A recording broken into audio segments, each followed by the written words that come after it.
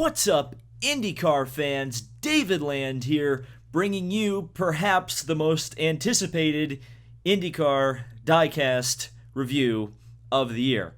Of course, the biggest IndyCar racing story of the year was the fact that Fernando Alonso decided, hey, you know what, screw the Monaco Grand Prix, my McLaren-Honda is pretty crap.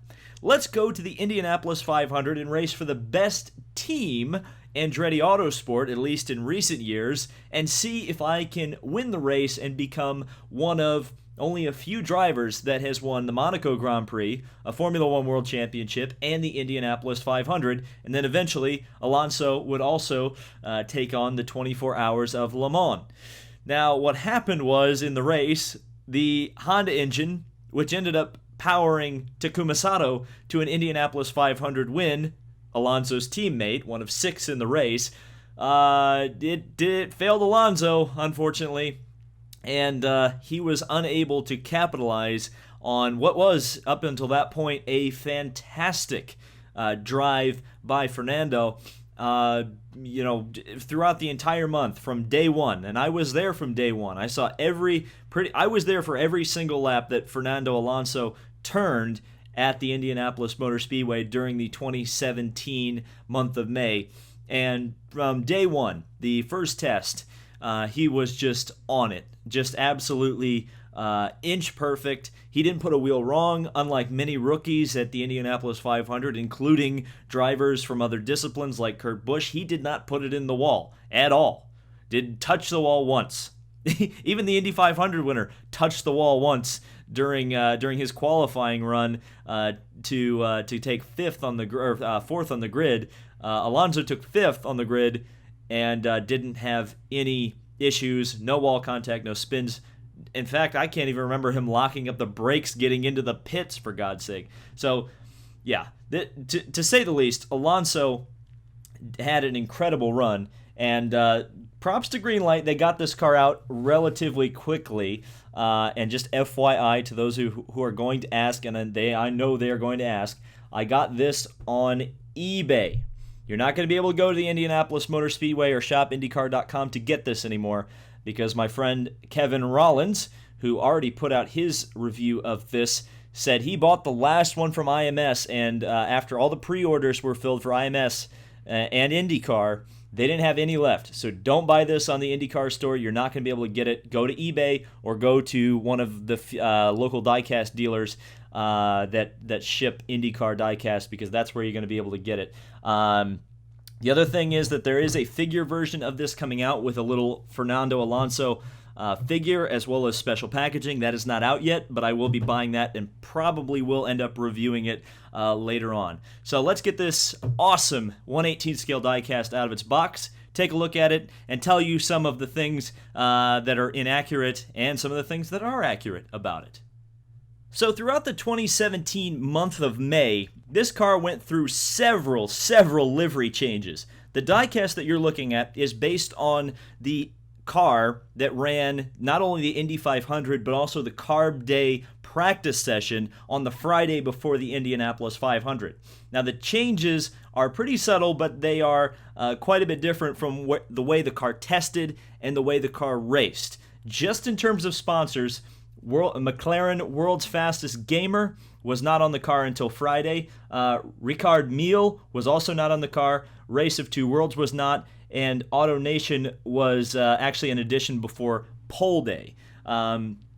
Also on Pole Day, this car featured on the engine cover where Ricard Mille and Race of Two Worlds was NTT Communications. Now, for whatever reason, NTT Communications was no longer on the car when they had race day, which is interesting. Also, now we're going to start getting into some inaccuracies on the diecast itself. Now, we're going to talk about the ones I don't blame Greenlight for, which are this.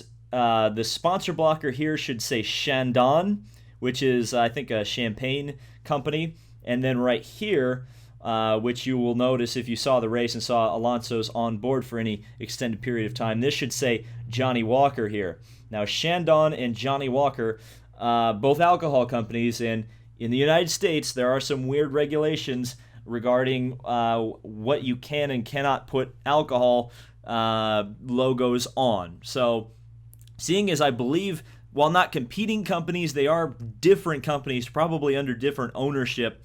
So that means that it was probably very hard to not only get the licensing, but get past the regulations and red tape we have to get those logos on the car. So I don't blame Greenlight for that one.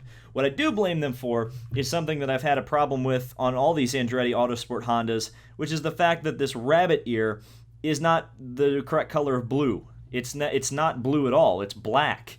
And for whatever reason, on all of the Andretti Autosport diecast, that goes for Ryan Hunter-Reay's car, for Marco Andretti's car, and for Alexander Rossi's car, they all have this black antenna for the rabbit ear. Now, the rest of the rabbit ear is blue, the top of it and the end plates. Both the rabbit ear end plate and then the rear wing end plate are blue.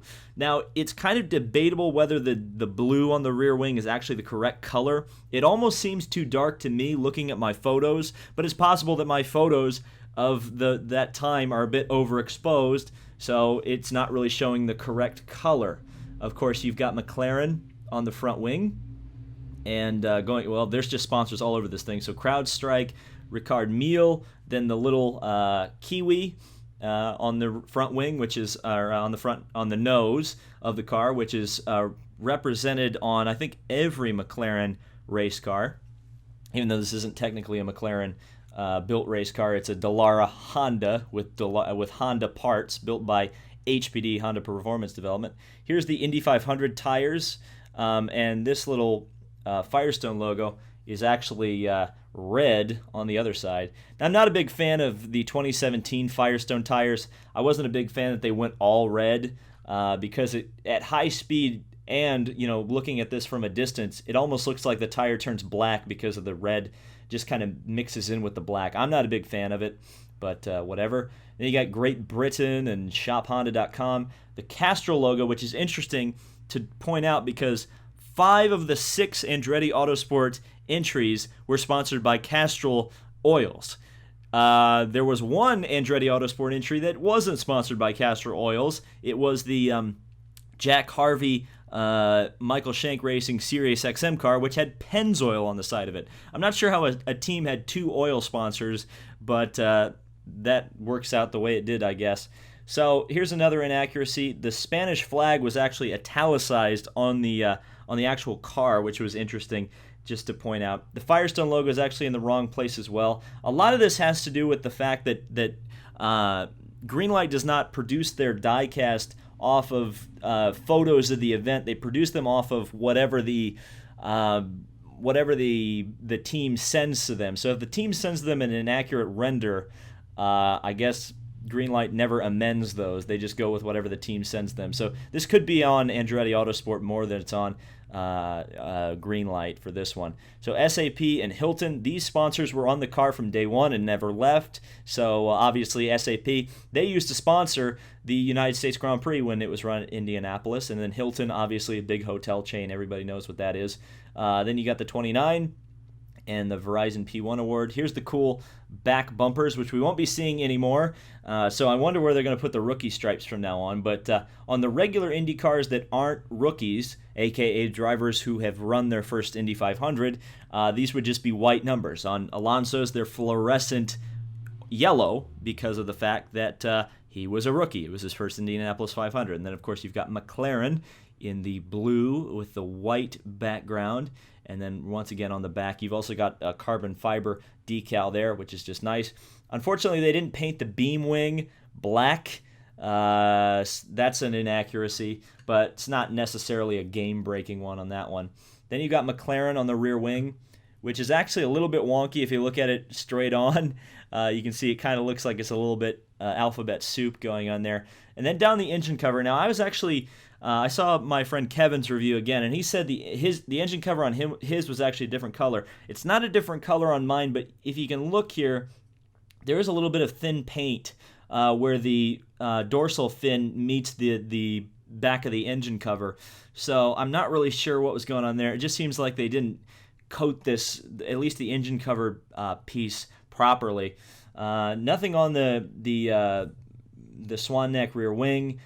Sometimes you'll get detail on there, sometimes you won't. Again, here on the rear wing with I'm not sure if that's the right color. It's really, really close. AutoNation, Sunoco, which is interesting because, of course, Castrol and Sunoco, slightly competing companies. I guess if Castrol was using its BP thing. Then you got Logitech, which is interesting. That's the connection with World's Fastest Gamer. I believe Logitech was a sponsor, or is a sponsor of that, because I believe it's still going on as we go on. Then you've got the onboard camera decals, which are Siemens. And then you've also got World's Fastest Gamer once again. I was wondering what WFG was, and then I saw the McLaren logo, and I was like, oh, that's what that was.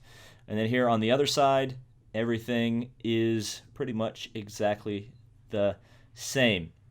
But yeah, and you may be wondering why I'm buying both versions of the diecast. Well, if you think about it, go on eBay and try to find a Nigel Mansell Rookie of the Year car with the oval wings, by the way. You can get one kind of cheap with the road course wings, but find a Nigel Mansell from '93 with the road course or the oval wings on it. You won't, by the way, for very cheap anyway.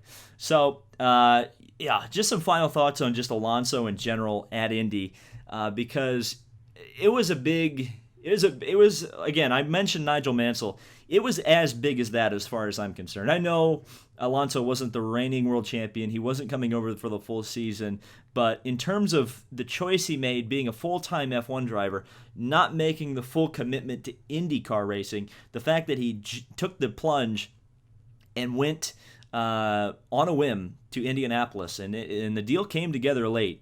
So it's just an incredible situation that we may never ever see again. It was just the perfect storm, and I'm so thankful that I was able to experience it. I was able to film a lot of things. My biggest video ever on this channel was me filming Alonso's run for the pole, which ended up being a 5th place finish. So this is just an incredible moment, and that's why I bought this diecast. You know, there are some inaccuracies with it, but ultimately the diecast is the representation of the memories you have of that experience. And this experience was one of the most incredible I will probably ever experience as a race fan. I did get to meet Alonso as well. Actually, if you'll excuse the bad performance here real quick as I run off of the mic, and we're going to go back. I actually did meet Alonso, and this is the proof that I met Alonso, because I've got his autograph on my Spark 164. And yeah, so yeah, he was a nice guy. That was the other thing about Alonso that I just want to really express, is that he was so gracious to the fans. He would sign. It was amazing. I did film it, but I didn't film when I saw the biggest crowd.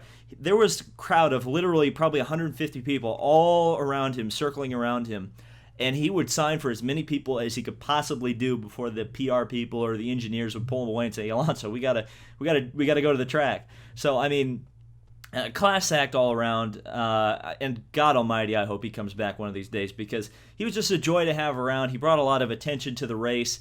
And frankly, the race was better because he was in it, because what a talent. I mean, it was so cool to see him dueling with Alexander Rossi at the midpoint of the race, because it was just like, we've got the best from America and the best from the world racing here, and it was pretty cool.